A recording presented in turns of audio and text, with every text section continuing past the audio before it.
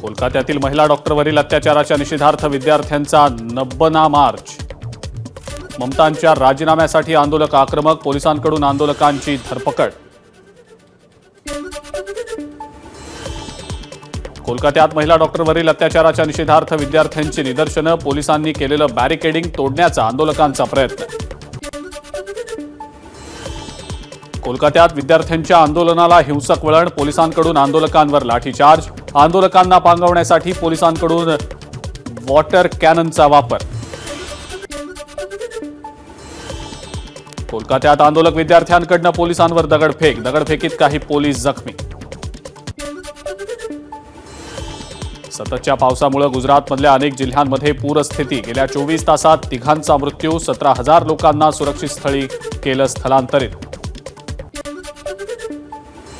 गुजरातच्या वडोदऱ्यात प्रचंड पाऊस, अनेक ट्रेन्स रद्द, प्रवाशांची मोठी अडचण, अनेक तास प्रवासी प्लॅटफॉर्मवरच ताटकळले।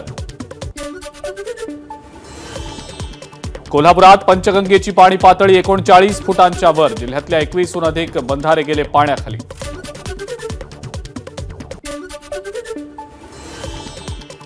भंडाऱ्यातील शिवनी बांध जलाशय ओव्हरफ्लो, पर्यटक जीवघेणी स्टंटबाजी करत असल्यानं दुर्घटना होऊ नये म्हणून त्या ठिकाणी तारांचं कुंपण। उजनी आणि वीर धरणातनं सोडलेल्या पाण्यामुळे पंढरपुरात पूरस्थिती, चंद्रभागेनं इशारा पातळी ओलांडल्यानं प्रशासन अलर्ट मोडवर। राज्यातल्या धरणांमधला पाणी साठा 75% वर, सर्वसामान्यांसोबतच शेतकरी वर्गाला सुद्धा दिलासा।